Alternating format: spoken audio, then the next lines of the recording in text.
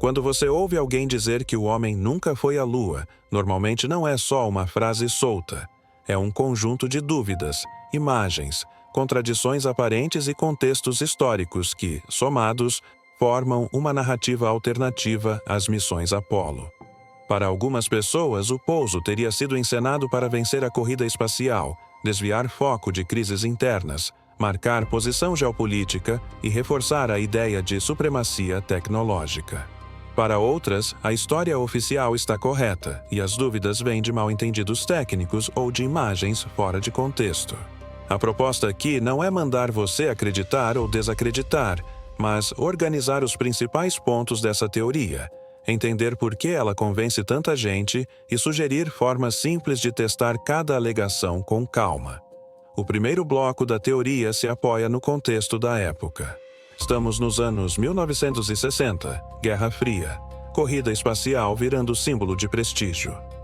Os Estados Unidos têm o trauma do Sputnik, depois do Gagarin, e assumem publicamente a meta de chegar à Lua antes do fim da década. É um alvo ambicioso, caro e repleto de riscos. Do outro lado, a União Soviética também pressiona. E há espionagem, propaganda, segredos. Esse cenário é fértil para qualquer hipótese que envolva encenação. Se você já tem o ingrediente do sigilo e da disputa geopolítica, fica mais fácil imaginar que um estúdio, um deserto ou uma base secreta poderiam substituir a superfície lunar. O segundo bloco da teoria mergulha nas imagens.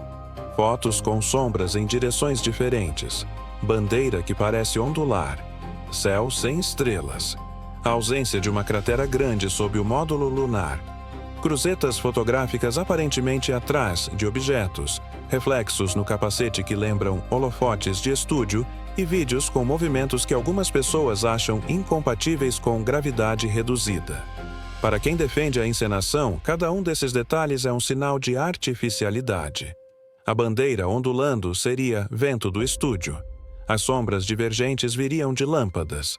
O céu sem estrelas denunciaria que a imagem foi feita com exposição errada.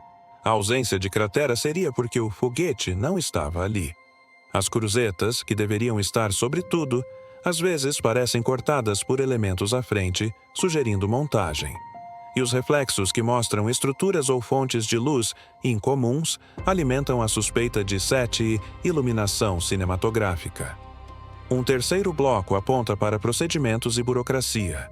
Documentos perdidos, fitas gravadas por cima, peças que foram descartadas, declarações confusas de técnicos décadas depois e até as diferenças entre versões oficiais publicadas ao longo do tempo. Quem acredita na encenação vê aqui padrão. Quando falta prova ou quando aparece contradição, seria porque o original nunca existiu, só o roteiro. Do lado de quem aceita a narrativa oficial, existem respostas técnicas e operacionais para cada ponto. O céu sem estrelas, por exemplo, é compatível com fotos tiradas com exposição curta em ambiente muito iluminado pela superfície lunar e pelo traje branco que reflete bastante luz. As estrelas, que são pouco luminosas, não aparecem com aquele tempo de exposição. A bandeira, ondulando, se move por causa da inércia quando o astronauta torce o mastro e porque há uma barra horizontal para mantê-la estendida. Sem ar, ela não fica tremulando continuamente, apenas oscila e para. As sombras, em direções diferentes, podem ser explicadas por terreno irregular e perspectiva de lente grande angular. Em solo ondulado, o mesmo objeto projeta sombras diferentes para quem filma em posições distintas. A ausência de uma cratera grande sob o módulo é compatível com o empuxo reduzido na fase final de descida e com o fato de que o jato espalha poeira lateralmente num ambiente sem atmosfera, deixando marcas mais sutis no solo. As cruzetas atrás de objetos são, muitas vezes, efeito de saturação e contraste. Partes brilhantes engolem a linha fina da cruz quando a imagem é copiada e comprimida várias vezes. E reflexos estranhos no capacete costumam ser a própria cena. Módulos, instrumentos, o companheiro do astronauta, o sol fora do quadro, a sombra de antenas. Tudo isso distorce no visor curvo e pode parecer outra coisa. Mas, mais do que colecionar argumentos e contra-argumentos, talvez o mais útil seja aprender a checar. Quando você vê uma foto ou vídeo, 2 perguntas simples ajudam. Qual é a configuração física daquela cena e qual seria a alternativa mais simples que produz o mesmo efeito? Se a bandeira balança quando o mastro é girado e depois para, isso combina com o quê? Se as sombras convergem em ângulos diferentes, como o relevo interfere? Se não há estrelas, qual foi o tempo de exposição e a abertura? Dá para testar isso com uma câmera, uma luz forte e uma superfície clara. A regra aqui é sempre comparar o que você observa com um modelo, mesmo que simples. Outra checagem importante é procurar redundância. Há fotos do mesmo lugar tiradas em ângulos e horários diferentes. Existem vídeos que mostrem continuidade, uma pegada, uma rocha, um instrumento, reaparecendo consistentemente em cenas variadas? Quanto mais redundância, mais difícil é encenar sem cometer erros de continuidade. A teoria da encenação responde que um bom set resolve isso. Defensores da autenticidade lembram que, na Lua, tudo é repetível porque o cenário é real e você pode voltar ao mesmo ponto e ver as mesmas marcas. O argumento da impossibilidade técnica aparece muito. Seria inviável proteger astronautas da radiação, pousar com a eletrônica da época, navegar com tamanha precisão, transmitir ao vivo de lá. Para quem duvida, essas barreiras formam um muro alto demais para ter sido escalado. Já quem confia nas missões responde que radiação é tratada por tempo de exposição e trajetória, que eletrônica simples, analógica e robusta tem vantagens em ambientes extremos, que navegação por órbitas e janelas de lançamento é cálculo rigoroso e possível, e que transmissão de sinais era um desafio grande, mas resolvido com antenas gigantes em terra, redes de rastreio e links planejados. Um tema que alimenta a teoria é a perda, deterioração ou dificuldade de acesso a materiais originais. Em décadas, fitas se degradam, padrões mudam, equipamentos de leitura deixam de existir, documentos se espalham por arquivos diferentes. Para quem suspeita, isso é conveniente demais.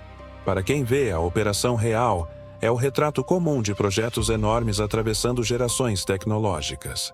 A pergunta prática é: quantas fontes independentes existem hoje? Quantas pessoas, países e instituições teriam que participar simultaneamente de uma encenação por décadas sem vazar nada irreversível?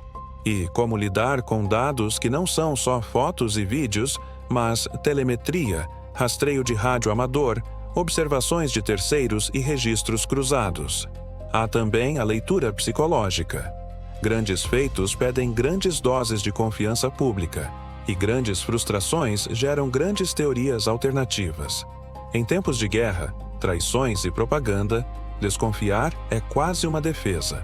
Ao mesmo tempo, nosso cérebro é especialista em ver padrões e histórias coerentes em fotos, sombras e reflexos. Quando já acreditamos numa hipótese, tendemos a ver sinais dela em todo lugar. Esse viés atinge todos os lados. O caminho que sobra é tentar desacelerar, comparar alternativas e aceitar que nem tudo se resolve em uma imagem só. Independentemente da posição de cada um, existe valor em treinar olhar crítico. Se amanhã surgir um vídeo novo de pegadas, sombras, reflexos ou bandeiras em qualquer planeta, você já sabe por onde começar. Iluminação, tempo de exposição, ângulo da lente, relevo, continuidade entre cenas, redundância de dados e coerência com outras medições. Isso vale para a Lua, para o deserto, para um estúdio e para qualquer lugar. Não é vergonha mudar de ideia quando novas informações aparecem. Vergonha é se fechar ao processo. Outra dimensão pouco discutida é a da engenharia de comunicação. Em missões complexas, com dezenas de câmeras, transmissões em tempo real, retransmissões, gravações em fitas e conversões de formato, ruídos visuais e erros de compressão surgem. Isso não prova encenação, mas também não imuniza contra edições ruins feitas depois. Por isso, quando uma imagem circula em redes sociais com contraste exagerado ou marca d'água de terceiro, a chance de artefatos visuais enganar o olhar aumenta. O ideal é sempre buscar a melhor cópia, comparar versões e entender como a imagem foi processada. No fim das contas, a teoria de que o homem nunca foi à Lua sobrevive porque fala com algo profundo em nós: o medo de ser enganado, o fascínio por segredos e o prazer de investigar. Algumas pessoas nunca vão aceitar a narrativa oficial, outras nunca vão considerar a alternativa. Entre esses dois polos, há quem prefira fazer perguntas, montar experimentos simples, ler versões diferentes e só então formar opinião. Esse é o espírito que eu incentivo aqui. Em vez de fechar a questão com sarcasmo ou crença cega, vale exercitar o método. Qual hipótese explica mais dados com menos suposições? Qual exige uma cadeia imensa de conivência e qual funciona com processos que já conhecemos? Qual se mantém de pé quando você muda de fonte, de câmera, de hora do dia? Se você chegou até aqui, já percebeu que qualquer que seja a sua posição, sempre vai haver uma próxima imagem, um novo detalhe, um depoimento tardio que parece reabrir a discussão. Isso é parte do jogo. O convite é continuar curioso, sem abrir mão de critério. Olhe para as sombras, calcule exposição, compare ângulos, procure redundância e desconfie da edição dramática que entrega a resposta antes das perguntas. De um lado, a teoria oferece um enredo potente. Do outro, há muita física, engenharia e documentação para cruzar. Talvez a verdade para cada um nasça do esforço de pesar tudo isso com honestidade. Obrigado por assistir até o final. Se curtiu, deixa o like e se inscreve no canal. Isso ajuda muito o projeto.